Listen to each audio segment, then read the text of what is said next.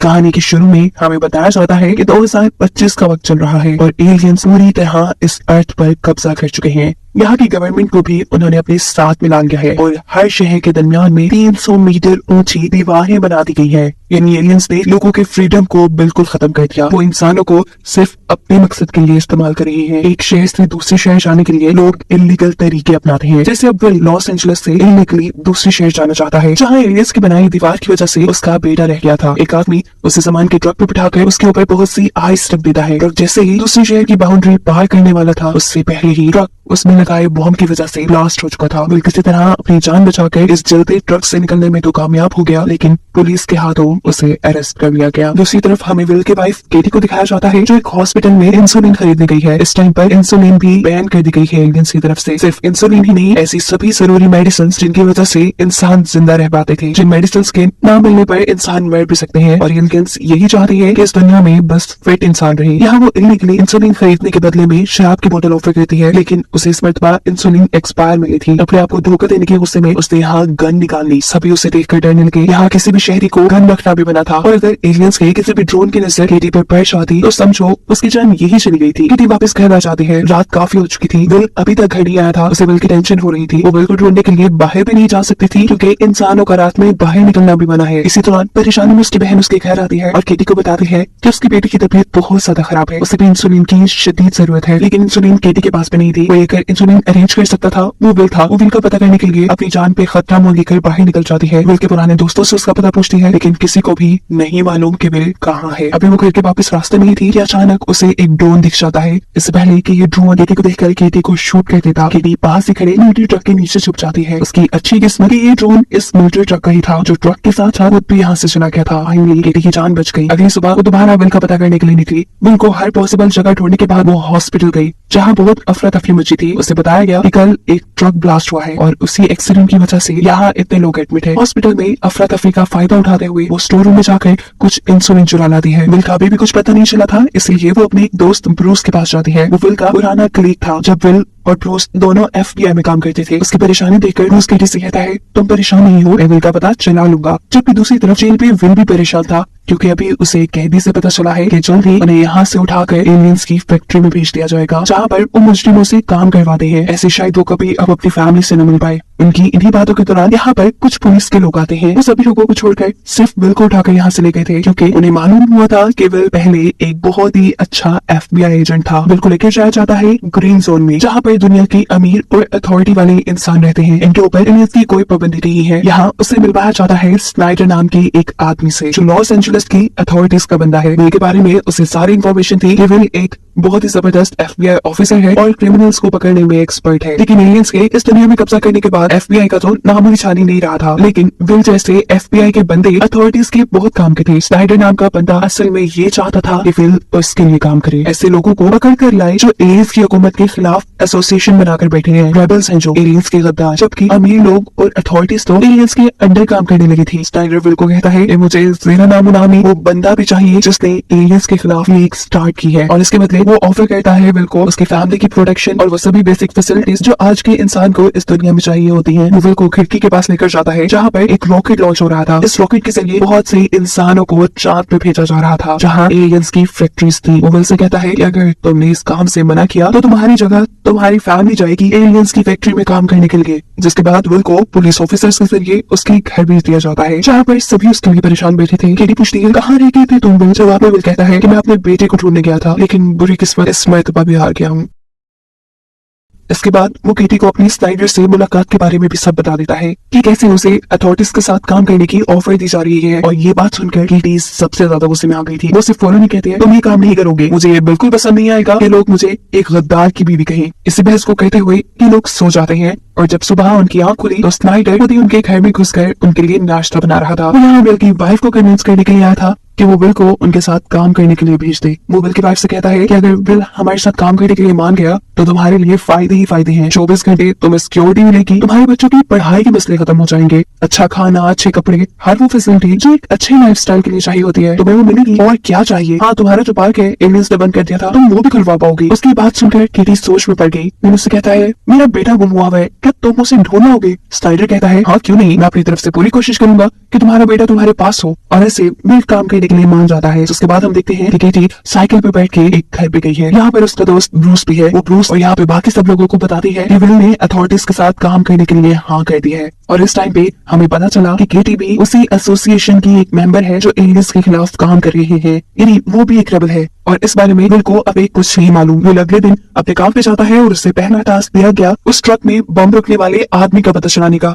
जिस ट्रक के अंदर वो खुद भी दूसरे शहर जाने की कोशिश कर रहा था। दूसरी तरफ हम देखते हैं कि केटी अपने बार में गई है। इधर उसके खोए हुए बेटे की बहुत सारी चीजें थी जिन्हें देखकर वो उदास हो चुकी थी। और इसी टाइम पे उसका दोस्त ब्रूस यहाँ पे आता है। वो से पूछता है बताओ फिर क्या पता चला विल को। केटी कहती है कुछ नहीं, आज तो पहले दिन जॉब पे किया है। इनकी बातों से जाहिर हो रहा था कि केटी अब अपने हस्बैंड की सारी बातें इन रेबल्स को बताने वाली थी। ये वो रेबल्स के लिए एक जासूस थी। यहाँ विल इन्वेस्टिगेशन करते करते उस लड़की को पकड़ लेता है जिसने ट्रक में बॉम्ब रखा था। वो उसे लेकर पुलिस स्टेशन आ जाता है और यही जेल के अंदर उसे अपना एक पुराना कलीग मिल जाता है। वो काफी टाइम से यहाँ बंदा विल से कहता है कि तुम मुझे यहाँ अपना साथी बनाकर छुड़वा लो। विल भी उसे छुड़वाने की कोशिश में अपने बॉस से बात करता है, लेकिन उसकी बॉस ऐसा करने से मना कर देती है। विल उससे वादा कहता है कोई बात नहीं, मैं तुम्हारी फैमिली का ख्याल रखूंगा। वापस आते ही वो अपने कुली के घर गया, लेकिन वहाँ उसके बीवी बच्चे नहीं थे। ये देख वो घबरा गया। असल में उसके बीवी बच्चे उसी के घर पे थे जिन्हें केटी अपने घर ले गई थी। विल घर आता है और उन दोनों को अपने घर पे देख के सुकून का सांस लेता है। अब क्योंकि विल का क्लीग जेल में था तो जरूर यहाँ उसकी फैमिली को उठाकर एलियंस के लिए काम करने के लिए भेज दिया जाता। उन्हें अगर यहाँ सेफ रखना था तो उनके डॉक्यूमेंट्स को चेंज करना पड़ता। इसीलिए विल इन्हें एक आदमी के पास ले जाता है जो नकली डॉक्यूमेंट्स बनाकर उनकी आइडेंटिटी चेंज कर देते हैं। घर वापस आकर वो केटी को बताता है कि उसने बॉम्ब रखने वाले आदमी को पकड़ लिया है। जल्द ही वो जीनानामो को भी पकड़ लेगा और इनाम में जब स्नाइडर उसे उसका बेटा ला देगा तब वो ये जॉब छोड़ देगा। केटी उसकी सभी बातें सुनती रही। बस मतलब कि उसके बाद इतनी चाहिए थी कि रेबल ग्रुप का उनका साथ ही पकड़ा गया। ये खबर वो खुफिया तौर पर अपने लीडर एलेक्स को देने के लिए पहुंचाती है। तो यहाँ लीडर उसे बताते हैं टेंशन की बात नहीं है कि वो बंदा हमारे ग्रुप का नहीं था, ना ही हम पकड़े जाएंगे, तुम रिलैक्स रहो। वो दूसरे रेबल ग्रुप का बंदा है और मैं उन्हें वार्न कर भी दूंगा। यहाँ विल जैसे ही ऑफिस जाता है तो उसे अपनी बॉस से पता चला कि उस लड़के ने अपने रेबल ग्रुप की सभी मालूमात उन्हें दे दी है और अब उनका ग्रुप भी पकड़ा जा चुका है और कुछ ही देर में उन सभी कैदियों को एलियंस के पास चांद पर भेज दिया जाएगा। वो विल से कहती है मुझे समझ नहीं आती इन रेबल ग्रुप की सोचने समझने की सलाहियत जैसे उनके अंदर है ही नहीं। जिस दिन एलियन जमीन पर आए थे सिर्फ चंद घंटों में उन्होंने यहाँ का एडवांस सिक्योरिटी सिस्टम फेल करके अपने सिस्टम लगा दिए थे और ये छोटे छोटे रेबल्स ग्रुप इनका क्या बिगाड़ लेंगे। बस फजूल में अपनी जिंदगी दांव पे लगाने वाली बात है। उसके बाद विल उस जगह जाता है जहाँ से रेबल्स को पकड़ा गया था। इस जगह कई रेबल्स ने अपनी जान दे दी थी। अगली सुबह दूसरा रेबल ग्रुप अपना मिशन शुरू करता है। रेडियो में जीनानामो की आवाज गूंजती है, मैं जीनानामो इंसानों को एलियंस से बचाने की जंग पर हूँ, मेरा साथ दीजिए, एलियंस की जोर जबरदस्ती नहीं चलेगी। पूरा लॉस एंजलिस उन्हें सुन रहा था। रेडियो के सिग्नल्स को ही ट्राई करते हुए पुलिस उसी बिल्डिंग तक पहुंच जाती है जहां से ये ट्रांसमिशन ऑन एयर थी। वो आदमी बिना वक्त जाहिर किए यहाँ से भाग जाता है। जबकि यही हम विल के बेटे ब्रायन को ही देखते हैं जो इस रिकॉर्डिंग की तमाम कैसेट्स निकाल कर जल्दी से अपने घर जाकर छुपा देता है और पुलिस को यहाँ कुछ नहीं मिलता। दूसरी तरफ केटी भी आज पहली मर्तबा रेबल्स के साथ ऑपरेशन के लिए निकली है। टारगेट है उनका एक फूड ट्रक जो कि अथॉरिटीज का है। ऑपरेशन के दौरान केटी का एक साथी जख्मी हो जाता है। उसे बचाने की कोशिश करती है पर ब्रूस जो उन्हीं का साथी था इस जख्मी इंसान को पूरी तरह शूट करके मार देता है। उसे समझ नहीं आई कि ब्रूस ने क्या किया। कितनी देर वो यहाँ सुन खड़ी रही। ड्रोन्स भी यहाँ आ चुके थे जो इन्हें देखकर इन्हें शूट ही कर देते पर ब्रूस उसे छुपा लेता है। घबराई हुई केटी घर पहुंचती है तो उसके सांस में सांस नहीं था। वो डिस्टर्ब थी, एक ट्रॉमा में जा चुकी थी। अपने आप को वो बाथरूम में बंद कर लेती है और पागलों की तरह अपने ऊपर से अपने साथी का लगा खून साफ करने लगती है। दूसरी तरफ इसी क्राइम सीन के ऊपर पुलिस भी पहुंच चुकी थी। पुलिस के साथ विल भी था। पुलिस यहाँ इस मरे हुए आदमी की आइडेंटिटी फाइंड करती है और फिर उसके घर से उसके पेरेंट्स को अरेस्ट कर लिया जाता है उसके बदले की सजा देने के लिए। ये सरासर नाइंसाफी थी। किसी की जुर्म की सजा किसी और को दी जाए है। यही बात हम और विल भीड़ में खड़े ब्रूस को नोटिस करते हैं जो अपने मरे हुए साथी के अरेस्ट होने की खबर आकर एलेक्स को यानी अपने लीडर को देता है। लीडर इससे कहता है ये भी टेंशन की बात नहीं है। उस लड़के के पेरेंट्स ये बात नहीं जानते थे कि वो लड़का एक रेबल ग्रुप के साथ काम कर रहा है, इसलिए हम पर कोई खतरा नहीं। फौरन बाद ब्रूस अब केटी से मिलने के लिए जाता है। केटी से पूछती है कि आखिर तुमने अपने साथी को क्यों मारा। वो कहता है अगर मैं ना मारता तो पुलिस उसे टॉर्चर कर करके उसकी जिंदगी हराम कर दी थी। सारे टॉर्चर से बचाने के लिए मैंने उसे मार दिया, लेकिन अब पुलिस ने उनके पेरेंट्स को पकड़ लिया है। तो विल से पता चलाना होगा कि इन्वेस्टिगेशन में उसके पेरेंट्स क्या कह रहे हैं। यहाँ दिखाया जाता है कि विल का बेटा ब्रायन अपने दोस्त के भाई की जान बचाने के लिए एलियंस के बनाए दीवार के अंदर चला गया है। उसकी फ्रेंड उसे बताती है कि इसी दीवार के जरिए शहर के दूसरे हिस्से में भी जाया जा सकता है। दूसरी तरफ हमें दिखाया जाता है कि विल की टीम जगह जगह रेबल्स को पकड़ने के लिए छापे मारी थी। ऐसे में वो केटी के मरे हुए साथी के घर पे पहुंच जाता है जहाँ से उसे बहुत से रेबल्स के वेपन मिलते हैं जिसे वो अपनी कस्टडी में करते हुए यहाँ से जा चुका था। जैसे ही बात रेबल ग्रुप को पता चलती है तो वो केटी से इस चीज की शिकायत करने के लिए आ जाते हैं और उसको धमकी देते हैं कि अगर विल ने वो वेपन्स वापस ना किए तो तुम्हारी फैमिली के साथ बहुत बुरा होगा। यहाँ केटी को किसी चीज की परवाह नहीं थी सिवाय अपनी फैमिली के। इसी रात हम देखते हैं कि केटी का बाहर भी ओपन हो चुका है, जिसकी परमिशन स्नाइडर ने एलियन से ही केटी को दिलवाई थी, क्योंकि अब विल उनके साथ काम कर रहा था। सभी लोग इस दिन पार्टी करते हुए बहुत एंजॉय करते हैं और इसी पार्टी में स्नाइडर भी यहाँ जाता है। स्नाइडर को देख कर केटी को अपने हस्बैंड विल पे ही गुस्सा रहा था। पता नहीं क्यों विल ने अपने आप को एलियंस के हाथों बेच दिया। घर आकर वो विल से ये जॉब छोड़ने को कहती है, पर विल कहता है नहीं, जब तक मेरा बेटा नहीं मिल जाता तब तक मैं यही काम करूंगा। विल अब अपने ऑफिस आता है, जहाँ पर उसकी बॉस उसको लॉस एंजलिस के रेबल्स के बारे में बताती है। विल देखता है कि रेबल का ग्रुप लॉस एंजलिस में सिर्फ एक नहीं बल्कि कई ग्रुप है। बॉस कहती है कि अगर ये सभी ग्रुप मिल गए और इन्होंने लॉस एंजलिस के गवर्नर के खिलाफ जंग कर दी तो इस जंग के नतीजे में आपस में तो इनका पता नहीं क्या होगा, लेकिन एलियंस इस पूरी सिटी को तबाह कर देंगे। ऐसे में ये शहर तो क्या, तुम और तुम्हारी फैमिली भी नहीं बचेंगे। इसलिए मेरा तो यही मानना है कि तुम हमारा ही साथ देते रहो। विल इस बात से बिल्कुल अनजान था कि वो तो नहीं, लेकिन उसकी वाइफ रेबल के साथ जरूर मिली हुई है। इस टाइम भी वो किसी प्लान को अंजाम देने के लिए अपने बच्चों को अपनी हेल्पर के साथ घर से बाहर भेज देती है, फिर स्ट्रीट लाइट ऑन करके किसी को सिग्नल देती है और खुद ही एक वाइन बोतल तोड़ते हुए अपने घर में आग लगा देती है। खुद ही फिर इस आग को बुझाने की कोशिश करती है और पुलिस को इमरजेंसी कॉल कर देती है।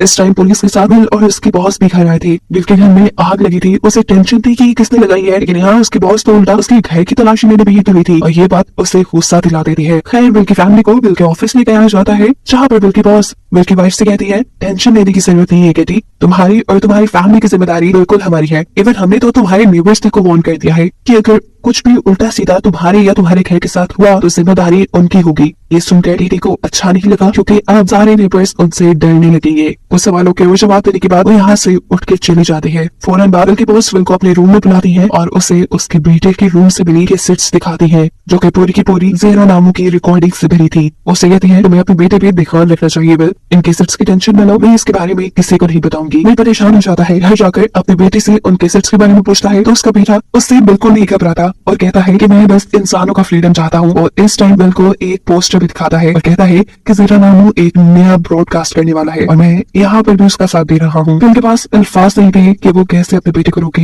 यहाँ पर केटी अपने रेबल्स के लीडर के पास जाती है, क्योंकि वो चाहती थी कि रेबल्स विल के खिलाफ हुए भी हैं, क्योंकि विल ने उनके बहुत सारे वेपन्स को अपने कब्जे में कर लिया था। वो विल को मारना चाहती थी, लेकिन यहाँ पर केटी उनसे एक सौदा करती है। रेबल्स इस चीज के लिए परेशान थे कि इतनी जल्दी उनके लोगों की इंफॉर्मेशन कैसे पुलिस निकाल लेती है। ये सीक्रेट केटी को पता था। केटी इस सीक्रेट के बदले उससे कहते हैं कि तुम विल को कभी कोई नुकसान नहीं पहुंचाओगे। एलेक्स मान जाता है और फिर केटी बताती है कि विल के बॉस जिसका नाम फिल्स है, उसके पास एक ऐसा डेटाबेस है जिसमें पूरे लॉस एंजलिस के बारे में इंफॉर्मेशन है और उसी के जरिए वो सबका पता चला लेती है। अगले दिन रेडियो पे ज़ेरा नामों की एक और ब्रॉडकास्ट टेलीकास्ट होती है। लॉस एंजलिस का हर बंदा उसे सुनने के लिए बैठा था, बड़े मजे से अपनी स्पीच दे रहा था कि यहाँ पर पुलिस जल्द से जल्द उसके सिग्नल्स को डिटेक्ट करते हुए एक लाइब्रेरी तक पहुंचती है जहाँ पर वो बैठा था। जब पुलिस उसके पास पहुंची तो वो आखिरी लफ्ज बोल रहा था कि अब एलियंस के खिलाफ बगावत होने को कोई नहीं रोक सकता। उसके ऐसा कहते ही उसे अरेस्ट कर लिया जाता है। स्नाइडर उसकी गिरफ्तारी से बहुत खुश है, क्योंकि वही असल कल्प्रिट है जिसने इन सारी एसोसिएशंस को हवा दी हुई थी। वो गवर्नर को भी ये खुशखबरी बता देता है कि ज़ेरा नामू पकड़ा गया है, लेकिन विल का इतना पुराना एक्सपीरियंस उसे कह रहा था कि ज़ेरा नामू अगर कोई ऐसा बंदा है जिसने ये पूरी लीग चलाई है, इतनी आसानी से वो पकड़े जाने वाला नहीं। ये बात जाकर वो स्नाइडर को भी बताता है और उसके बात सुनकर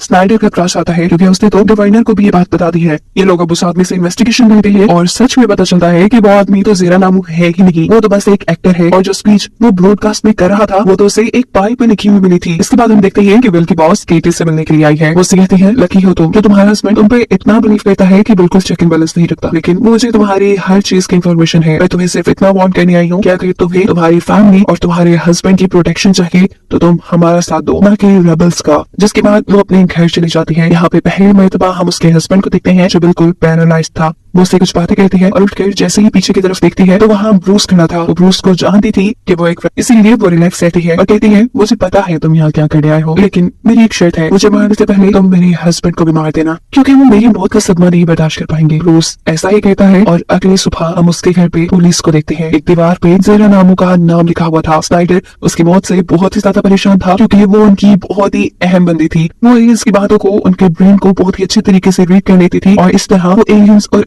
इंसानों के दरमियान में एक ब्रिज का काम कर रही थी। स्नाइडर को जल्द से जल्द उसके कातिलों को पकड़ना था। चारों तरफ वो पुलिस को फैला देता है और पुलिस बहुत से रेबल्स को पकड़ के लेकर आती है, जिनमें से एक रेबल अपना मुंह खोल देता है और उन्हें ग्रीन जोन के अंदर ही एक घर का एड्रेस बताता है, जहाँ से सेरानामो अपनी लेक चला रहा था। इस जगह जब वो लोग जाते हैं तो वहाँ उन्हें काफी सारे आदमी मिलते हैं और ये सभी अपना अपना नाम सेरानामो बता रहे थे। सभी को अरेस्ट कर लिया जाता है, जबकि दूसरी तरफ हम ब्रायन को देखते हैं। पेल का बेटा जो एलियंस की बनाई हुई दीवार के जरिए शहर की दूसरी तरफ आ चुका था, वो देखता है यहाँ पे कोई इंसान नहीं रहता और इस जगह को अब गोदाम के तौर पे यूज किया जाता है। उसे यहाँ हर वो चीज बहुत ज्यादा क्वांटिटी में नजर आ रही थी जिसके लिए वो अपने शहर में तरस रहे थे। दूसरी तरफ लॉस एंजलिस के अंदर हम देखते हैं कि वहाँ अनाउंसमेंट की जा रही है कि सेरानामो के ग्रुप को पकड़ा जा चुका है, लेकिन विल ये बात जानता है कि स्नाइडर ने ये झूठ बोला है, ये गेम खेली है। इन्वेस्टिगेशन करने पे ये बात कंफर्म भी हो जाती है, जिस कपल को उन्होंने पकड़ा था वो इतने इनोसेंट थे, इतनी बड़ी प्लानिंग करना उनके बस में था ही नहीं। स्नाइडर सच में एक कच्चा खिलाड़ी था। अब गवर्नर के हाथों वो पकड़ा न जाए, इसलिए वो चार्ल्स को धमकी देता है कि तुम किसी भी हाल में सेरानामो के ग्रुप को पकड़ कर लेके आओ, नहीं तो मैं तुम्हारे बेटे को ढूंढने में तुम्हारी मदद नहीं करूंगा। विल की प्रमोशन भी कर दी जाती है, यानी उसे उसकी बॉस की जगह दे दी गई है और यहीं पर ऑफिस में उसकी एक कलीग उसे बताती है कि मुझे लग रहा है कि तुम्हारी वाइफ ही वो जासूस है जो हमारी खबरें रेबल्स को बता देती है। कंक्रीट एविडेंस उसके पास भी नहीं था, इसीलिए विल घर जाता है, सारी तलाशी लेता है और यहाँ पर वो देखता है अपनी बेटी के पास एक नई बुक जो कि ब्रायन ने उसे शहर की दूसरी तरफ से लाके दी थी। ब्रायन झूठ बोल देता है कि ये उसने अपने दोस्त से ली है। वो अब अपनी वाइफ के बाहर में जाता है और उसे यहाँ अपनी वाइफ के खिलाफ कोई सबूत नहीं मिला सिवाय एक किताब की, जिनके अंदर स्नाइडर के सामने वो एक्टर बैठा है जिसको इन्होंने सेरानामो समझकर रेडियो से अरेस्ट किया था। स्नाइडर से कहता है कि तुम अगर हमारे लिए सेरानामो की एक्टिंग जारी रखो तो मैं गारंटी देता हूँ तुम्हारी जान को कोई नुकसान नहीं होगा। मैं तुम्हें दूसरे शहर भिजवा दूंगा बहुत से पैसे देके, वहाँ तुम आराम से अपनी लाइफ गुजारना और यहाँ मेरी नौकरी भी सिक्योर रहेगी। लेकिन अगले ही सीन में स्नाइडर उसे धोखा दे चुका था। जब कोर्ट में उसका केस चलाया जाता है तो इस पर पूरा शहर उन्हें देख रहा था। सेरानामो के फांसी के वारंट जारी हो जाते हैं और इस टाइम पर उसकी फांसी की तैयारियां भी शुरू हो जाती है। यहाँ उस एक्टर को पता चलता है कि स्नाइडर ने उसे धोखा दे दिया, लेकिन अब वो कुछ कर नहीं सकता था। यहाँ अपने फायदे के लिए अपनी ही आंखों के सामने स्नाइडर एक बेगुनाह को फांसी पे चढ़वा देता है। विल स्नाइडर की इस चाल से बहुत ज्यादा गुस्सा था। उससे जाकर पूछता है आखिर एक बेगुनाह को मारकर तुम्हें क्या मिला, तुम पागल हो गए हो। स्नाइडर जवाब देता है पब्लिक जोश में थी, मुझे उन्हें काम डाउन करना था और ऐसा करने के लिए किसी को तो कुर्बानी देनी ही थी। सब लोग अब रिलैक्स हो चुके हैं कि सेरानामो मर चुका है, लेकिन अब मुझे टाइम मिल गया है सेरानामो को ढूंढने का। यहाँ से अब विल और स्नाइडर निकलते हैं अपनी दूसरी मीटिंग के लिए, लेकिन सेरानामो को मारने के गुस्से में बहुत से रेबल्स भी इनके पीछे पड़ चुके थे। पुलिस के फेस में इन रेबल्स के दरमियान में ब्रूस भी बैठा था, जो अपने साथ सिक्योरिटी वैन में बैठे असल पुलिस ऑफिसर्स को शूट करके मार देता है। जिसके बाद सभी अपनी गाड़ी से निकलते हैं और स्नाइडर को मारने के लिए उसकी गाड़ी के ऊपर धड़ाधड़ शूट करना स्टार्ट कर देते हैं। उसकी गाड़ी बुलेट प्रूफ थी, इसीलिए दो रेबल्स उसकी गाड़ी को तोड़ने की कोशिश करते हैं बार बार शूट करके, लेकिन यहाँ पर भी अपनी गन से उन्हीं को शूट करते हुए तेजी से गाड़ी मोड़कर स्नाइडर को बचाकर अपनी वाइफ के बाहर मिलने आता है, जिसके अपने पास देखते ही केटी को गुस्सा आ चुका था। वो विल से कहते हैं तुम इस धोखेबाज इंसान के लिए अपनी जान को क्यों खतरे में डाल रहे हो, ये मर रहा था तो इसे मरने देते। पर विल उससे कहता है मैं इसे तब तक भी मरने दे सकता जब तक मेरा बेटा मुझे नहीं मिल जाता। यहाँ विल का फोन काम नहीं कर रहा था, जल्दी वो एक पास के फोन बूथ में जाकर अपनी फोर्स को स्नाइडर को सिक्योरिटी देने के लिए इस बार में बुला लेता है। दूसरी तरफ केटी भी अपने फोन से कॉल करके रेबल्स को स्नाइडर के यहाँ होने की खबर दे देती है। केटी स्नाइडर को यहाँ रोकने के लिए उसे बातों में लगा चुकी थी। इसी टाइम पर विल यहाँ आता है और इन दोनों को एक खबर देता है कि सेरानामो नामी जिस बंदे को वो ढूंढ रहे हैं वो बंदा एक नहीं है। हर वो रेबल जो एलियन से बचाव के लिए अपनी अपनी जंग लड़ रहा है वो अपने आप को सेरानामो कहता है। इसी दौरान विल की वाइफ विल को साइड पर लेकर जाती है और उसे बातों ही बातों में समझाने लग जाती है कि अगर यहाँ कोई स्नाइडर को मारने के लिए आ गया तो प्लीज तुम उसके दरमियान में ना आना, अपनी जान बचाना तुम। लेकिन विल केटी की बात का कोई जवाब नहीं देता।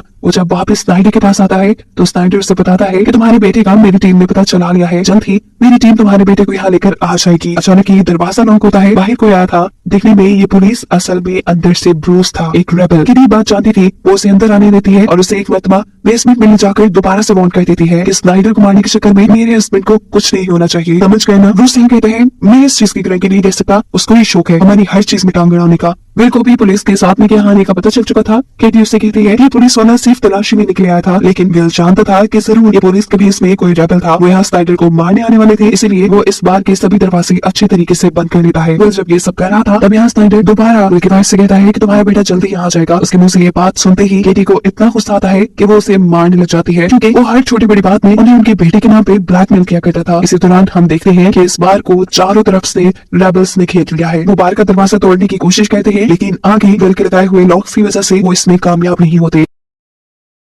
सिचुएशन इतनी बुरी होती जा रही थी कि स्नाइडर और भी डर गया था। तो यहाँ विल और किटी से कहता है, अरे ये रेबल्स मुझे क्यों मारने आ रही है, मैं तो आज तक एलियंस से मिला भी नहीं हूँ, मैं उनका साथ नहीं दे रहा, मैं तो बस गवर्नर के ऑर्डर मानता हूँ। उसकी घबराहट और बातों पे कोई ध्यान नहीं देता। विल यहाँ पर किटी से कहता है कि तुम स्नाइडर को लेकर बेसमेंट में छुप जाओ, मैं इन सभी रेबल्स का सामना करूंगा। उनकी इन्हीं बातों के दौरान अचानक ही रेबल्स इस बार के अंदर कहीं से स्मोक बम फेंक देते हैं, जिसे देखते हुए विल स्नाइडर को एक अलमारी में छुपा देता है, जबकि रेबल्स बाहर का दरवाजा तोड़कर अंदर आने में भी कामयाब हो चुके थे। एक रेबल सबसे पहले आकर यहाँ विल के ऊपर गन दाग देता है और इससे पहले कि वो विल को मार देता, पीछे से कैटी उसे शूट कर देती है। विल अब अपनी मशीन गन लेकर इनके पीछे पड़ जाता है। रेबल्स को पीछे से असल पुलिस की आवाज भी आने लगी थी, इसलिए मौका पाते ही वो लोग यहाँ से भाग जाते हैं और असली पुलिस आकर स्नाइडर को यहाँ से बचा लेती है। अब क्योंकि स्नाइडर और विल ने ब्रूस को बाहर में देख लिया, इसीलिए ब्रूस को अरेस्ट करने के ऑर्डर दे दिए जाते हैं। लेकिन जैसे ही पुलिस वाले ब्रूस के घर जाते हैं तो उनके घर को हाथ लगाते ही वो घर ब्लास्ट हो चुका था। क्योंकि ब्रूस एक FBI एजेंट रहा है, उसे पहले ही मालूम था कि कब पुलिस कैसे रिएक्ट करेगी। वो जानता था कि पुलिस उसे पकड़ने के लिए उसके घर जरूर आएगी, इसलिए उसने अपने घर में बम लगा दिए थे। इसके बाद ब्रूस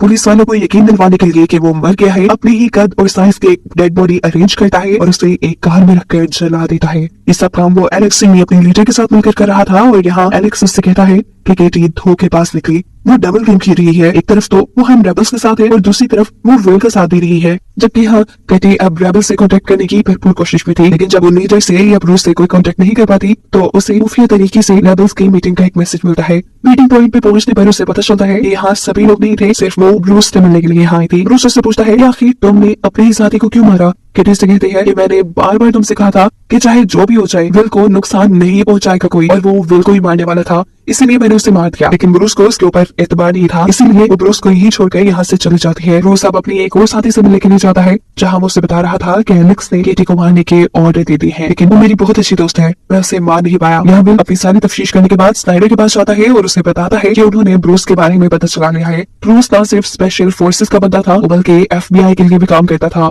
उसे पकड़ना इतना आसान नहीं है, लेकिन मैं किसी तरह उसे पकड़ के रहूंगा। उसके इतने काम के बदले यहाँ स्नाइडर उसे उसके बेटे की एक फोटो दिखाता है, जिसे उन्होंने लॉस एंजलिस के साथ मिले शहर में ढूंढ लिया था। ये फोटो देखकर वो बहुत खुश हुआ। घर जाते ही वो ये फोटो केटी को दिखाता है। केटी उससे कहते हैं, मेरा यकीन मानो विल, ये स्नाइडर तुम्हारी अच्छाई का फायदा उठा रहा है, उसे तुम्हारी कमजोरी पता है, इसलिए वो तुम्हारे साथ खेल रहा है। अब तक तो चार्ल्स को यहाँ आ जाना चाहिए था। तुम प्लीज स्नाइडर के चंगुल से अपनी जान बचाओ। समझ तो ये बात बिल्कुल भी थी, लेकिन क्योंकि वो अपने बेटे को लाने के लिए खुद कुछ नहीं कर सकता था, मजबूरन उसे स्नाइडर का साथ देना पड़ रहा था। वो यहाँ केटी से वादा कर लेता है कि जल्द ही वो स्नाइडर से अपनी जान छुड़वा लेगा। फिर उसके लिए तलाश दोबारा विल शुरू कर देता है। उसने केटी के बाल के फिंगरप्रिंट्स भी चेक किए थे, जहाँ पे उसे ब्रूस के फिंगरप्रिंट्स मिल जाते हैं। वो केटी से आके पूछता है कि क्या तुमने कभी इस आदमी को देखा, क्या तुम इसे जानती हो? केटी पहले तो इनकार कर रही थी, लेकिन फिर जब विल बताता है कि उसने 14 से ज्यादा आदमियों को मार दिया है, तब केटी कहते हैं, हाँ शायद ये एक मरतबा मेरे बार में आया था और कुछ ऐसे कह रहा था कि शायद ये अपनी मॉम के साथ रहता है। पुलिस ब्रूस के पेरेंट्स का घर पता चलाने में लग जाती है, जबकि यहाँ पे ब्रूस और केटी की म्यूचुअल फ्रेंड केटी के पास आती है। केटी परेशान थी, वो उससे पूछती है कि क्या ब्रूस ने 14 से 15 लोगों को मारा है, जिस पर इसकी दोस्त बताती है, हाँ उसने मारा है, लेकिन जो काम हम कर रहे हैं उसमें से छोटी मोटी कुर्बानियां देनी पड़ जाती है। यहाँ केटी उससे कहती है, तुम्हें पता है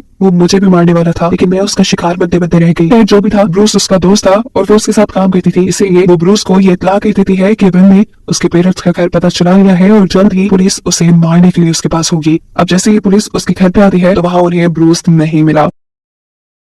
तलाशी लेने पे विल को वहाँ सिर्फ वही किताब मिली जो उसने पहले केटी के बार में देखी थी। ये लोग ब्रूस के नेबर्स की भी तफ्तीश करते हैं, जहाँ पर हमें एलेक्स दिखाई देता है। यहाँ एलेक्स साफ इनकार कर चुका था कि वो तो आज तक ब्रूस ने मिला ही नहीं। दूसरी तरफ हम देखते हैं कि स्नाइडर इस टाइम लॉस एंजलिस की गवर्नर के पास है। गवर्नर बताती है कि पैसिफिक रीजन के हेड यानी एलियंस लॉस एंजलिस को चेक करने के लिए आ रही है। स्नाइडर घर पास आता है और पूछता है क्यों, जिस पर गवर्नर उसे बताती है, क्या तुम सबको ही अपनी तरह बेवकूफ समझते हो और यू काइंड इन्फॉर्मेशन, तुम जो पिक्चर सबको यहाँ दिखा रहे हो सब जानते हैं कि असल में लॉस एंजलिस के हालात इससे ज्यादा खराब है, ज्यादा नहीं बल्कि बहुत ज्यादा। यहाँ केटी ने अब रेबल्स का साथ देना छोड़ दिया था, लेकिन रेबल्स को केटी की जरूरत थी। उन्हें विल की जो इन्फॉर्मेशन केटी के जरिए मिलती थी वो उन्हें अपनी चाहिए थी, इसीलिए उसके एक दोस्त से दोबारा रेबल ग्रुप ज्वाइन करने को कहती है, लेकिन केटी ये कहकर इनकार कर देती है कि उसे अपनी फैमिली की जान ज्यादा प्यारी है और उसके इस रिएक्शन के बदले उसी का रेबल ग्रुप उसी के खिलाफ काम करता है। एलेक्स ये ऑर्डर दे देता है कि अब विल को ये बात बता दी जाए कि उसकी वाइफ एक स्पाई है और वही रेबल्स को इन्फॉर्मेशन लीक किया करती थी। एलेक्स ट्रेन में विल से मिलता है और उसे बताता है कि तुम्हारी वाइफ स्पाई है और मैं रेबल्स का लीडर हूँ। मैं चाहता हूँ तुम्हारे अथॉरिटीज के साथ बड़ी लिंक्स है, मुझे सिर्फ एक शहर से दूसरे शहर जाने के लिए एक पास चाहिए, एक फ्रीडम पास, और इसके बदले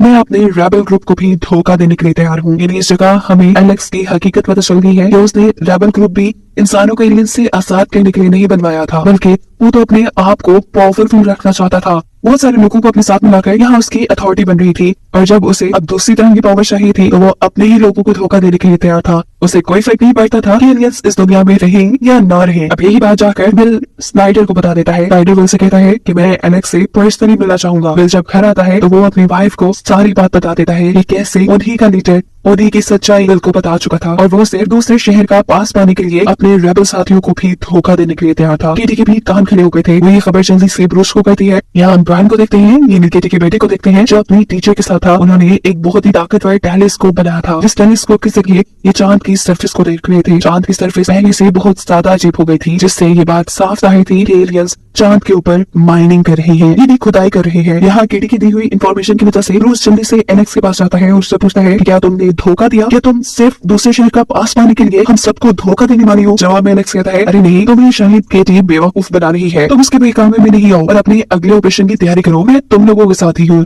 अगली सुबह हम देखते हैं कि बिल ने एलेक्स की स्नाइडर से भी मीटिंग करवा दी थी। यहाँ एलेक्स साफ साफ उसे कह देता है कि मुझे दूसरे शहरों का पास चाहिए, इसके बदले में मैं तुम्हें ब्रूस के उन सभी ग्रुप्स की लिस्ट भी दे दूंगा जिनको वो लीड करता है, जो सब के सब रेबल्स हैं। वो साथ में ये भी बता चुका था कि ब्रूस का अगला ऑपरेशन प्राइम मिनिस्टर को मारने का है। स्नाइडर यहाँ उसे शाबाशी देता है और कहता है ऐसे ही बस वो सारी इन्फॉर्मेशन तुम हमें देते रहना, हम प्राइम मिनिस्टर के मारने के उनके ऑपरेशन को रोक लेंगे और उसके बाद जब हर जगह मेरी वाह हो गई तो तुम्हें तुम्हारा यूनिवर्सल पास मिल जाएगा। अगली सुबह हम देखते हैं कि ब्रूस अपने मिशन पे था। केटी और उसके दूसरे साथी भी यहाँ उसके साथ ही। केटी को जैसे ही यहाँ कहीं पुलिस देखती है तो वो ब्रूस को पुलिस के यहाँ होने के बारे में बताती है। अचानक ही कोई इस सड़क के ऊपर बहुत से फायर क्रैकर्स फेंक देता है। इनकी वजह से यहाँ भगदड़ मच चुकी थी। पुलिस यहाँ फायरिंग शुरू कर देती है जिसमें इन रेबल्स की एक साथी मारी गई थी और इसमें तो भी केटी और ब्रूस इन पुलिस वालों से बच निकले थे। यहाँ हम देखते हैं कि बिल एलेक्स के घर गया है जो कि इस शहर से बाहर निकलने की तैयारी कर रहा था। वो एलेक्स से कहता है कि तुमने जो स्नाइडर के साथ डील की थी वो कैंसिल हो चुकी है, जिसके बाद वो उसे अपनी ही गन से शूट कर देता है और पुलिस वालों के सामने इल्जाम लगा देता है ब्रूस पर। असल में यहाँ बिल के दिल में लालच आ गया था। वो एलेक्स को मारकर उसका यूनिवर्सल पास जो स्नाइडर से देने वाला था वो उसे खुद रखने का फैसला कर चुका था। इसी रात हम देखते हैं कि केटी की जिस साथी की मौत हुई थी उसकी पूरी फैमिली को फांसी पर शहर के दरमियान में लटका दिया गया था। केटी को ये देखकर रोना आया और इसके बाद उसने पूरी तरह से रेबल्स का साथ देने का फैसला कर लिया क्योंकि अथॉरिटीज बहुत ही ज्यादा बेरहम हो चुकी थी और ये बात बिल भी जान चुका था। अगली रात हम देखते हैं कि रेबल अपने लिए प्रोटेस्ट करते हैं, जिस प्रोटेस्ट को रोकने के लिए जब पुलिस वाले यहाँ आते हैं तो बहुत से पुलिस वालों को ही इन रेबल्स ने मार दिया था। और ये सारा हाल देखकर बिल का साथी उसे कहता है लोग अब चुप नहीं रहने वाले, वो या तो खुद जिंदा रहेंगे या यहाँ सबको मार देंगे। बिल यहाँ स्नाइडर के पास आता है और उसे बताता है लॉस एंजेलिस की बड़ी दीवार के दूसरी तरफ दूसरे रेबल ग्रुप का पता चला है, हमें जल्द से जल्द वहाँ जाना होगा। स्नाइडर वहाँ जाता है और उनके साथ एक गार्ड को भी भेजने का फैसला करता है। दूसरी तरफ केटी और ब्रूस अपने यूथ सेल के लीडर से मिलते हैं जो मिनिस्टर के कत्ल में इनका साथ देना चाहता है। इनका ये मिशन सबवे में होने वाला था जिसे फिलहाल या सिर्फ एलियंस इस्तेमाल कर रहे थे या फिर कोई अथॉरिटी का बंदा। यहाँ हमें दिखाया जाता है कि बिल और उसका दूसरे साथी लॉस एंजेलिस की दीवार के दूसरी तरफ पहुंच चुके थे। वो एक ऊंची सी बिल्डिंग पर चढ़कर पूरे शहर का नजारा देखते हैं और एक खाली बिल्डिंग के अंदर जगह जगह गोलियां चलाने लग जाती है। गार्ड उन्हें देखकर परेशान था कि पता नहीं क्या कर रहे हैं, जिसके बाद ये लोग इस बिल्डिंग में छुपा हुआ मैप उठाकर वापस स्नाइडर के पास आ जाते हैं। बिल स्नाइडर को ये मैप दिखाता है और कहता है कि शायद जिन्होंने हम पे हमला किया था वो ये मैप वहाँ पर छोड़कर चले गए। असल में रेबल्स इन्हीं जगहों पे हमला करने वाले हैं। यहाँ यूथ सेल के मेंबर्स केटी को एक फ्लाई रोबोट दिखाते हैं। ये छोटा सा रोबोट हर तरह की इंफॉर्मेशन कलेक्ट करने में कामयाब था। यहाँ पर ब्रूस केटी को शूट करना भी सिखाता है क्योंकि अगर केटी उनका साथ देने वाली थी तो उसे अच्छे निशाने लगाना आने चाहिए थे। यहाँ घर पर केटी अपनी बेटी के पास एक बुक देखती है, एक ऐसी बुक जिसमें लिखा था कि एलियंस के अर्थ पे आने से इंसानों को कितने फायदे हुए। ये बुक उसे चर्च से मिली थी और केटी बिल को इस बुक के बारे में बताती है। वो कहती है कि चर्च छोटे बच्चों को दिखा रहा है। यहाँ पर बिल जस्ट कहता है कि हमें ये जगह ही छोड़ देनी चाहिए, हमें इस दीवार के दूसरी तरफ चले जाना चाहिए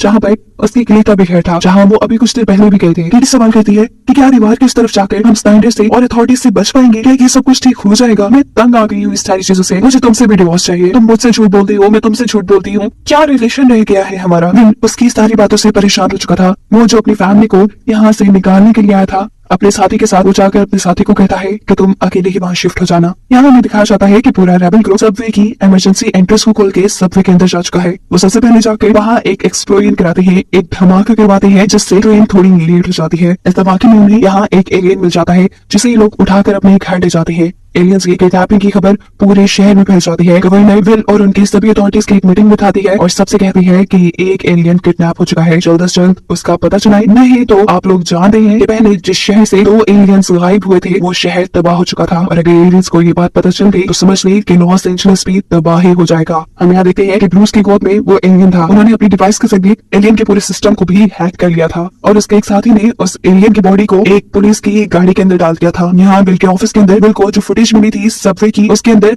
हमला करने वाले रेबल्स में उसने केटी को भी देख लिया था, लेकिन वो यहाँ किसी को कुछ नहीं बताता। जिन लोगों ने एलियन को किडनैप किया था वो एलियन को लेकर किसी घर की तरफ निकल जाते हैं और यहाँ दरमियान में हम देखते हैं घरों को ब्लास्ट भी करवाया जा रहा है लोगों को डराने के लिए। स्नाइडर को भी इस शहर के हालात ना कंट्रोल करने की वजह से नौकरी से निकाल दिया जाता है। वो गवर्नर से आकर पूछता है मेरे साथ आपने क्या किया, लेकिन गवर्नर भी कुछ नहीं कर सकती थी क्योंकि ऑर्डर पीछे से आए थे। यहाँ हम देखते हैं कि उन्होंने जिस जगह पर एलियन को रखा है वो एलियन का ऑपरेशन कर रही है, वहाँ से खोलकर उसकी सारी इंफॉर्मेशन लेना चाहते हैं, जबकि दूसरी तरफ दिल अपने ऑफिस में है। वो सीसीटीवी कैमरास की फुटेज की मदद से रेबल्स के यूथ सेल के लीडर का पता चला लेता है। वो जानता था कि जरूर एलियन को उसी के घर पर रखा गया होगा। वो यहाँ किसी को भी इन्फॉर्म के बगैर उस घर के अंदर चला जाता है जहाँ सच में एलियंस के साथ सभी रेबल्स थे। ये रेबल्स इतने में एलियंस के स्क्रू ही खोल रहे थे और उसके सिस्टम को चेक कर रहे थे, तब उनके दरवाजे पे नॉक होता है। कोई दरवाजा नहीं खोलता। तब विल उन्हें कहता है कि मैं तुम्हारे साथ हूँ, तुम लोग चुपचाप इस एलियन को यहाँ से छोड़ो और सब के सब यहाँ से निकल जाओ। कुछ ही देर में यहाँ पुलिस आने वाली है, मैं तुम लोगों के बारे में कुछ भी किसी को नहीं बताऊंगा, तुम लोग सेफ रहोगे। उसकी बात सुनने के बाद सभी रेबल्स घर में बने हुए खुफिया दरवाजे की मदद से वहाँ से भाग जाते हैं। कुछ ही देर बाद पुलिस यहाँ चेक करने के लिए आती है। ये लोग घर तोड़ते हैं और इन्हें अंदर से एलियन मिल जाता है। एलियन के मिलने की वजह से स्नाइडर की जॉब वापस बन गई थी। वो यहाँ इसके इनाम में विल को एक यूनिवर्सल पास देता है जिसकी मदद से वो किसी भी शहर में फ्री घूम सकता था और इसकी मदद से वो अपने बेटे को भी हासिल कर सकता था। हेलीकॉप्टर में एलियंस को यहाँ से ले जाया जा चुका था। विल अब अपने बेटे को ढूंढने के लिए शहर से बाहर निकल जाता है, जबकि केटी अपना मिशन पूरा करके अपने घर वापस आई थी जो कि बिल्कुल खाली था और उसको यहाँ दिखाते हुए ये सीरीज यही खत्म हो जाती है।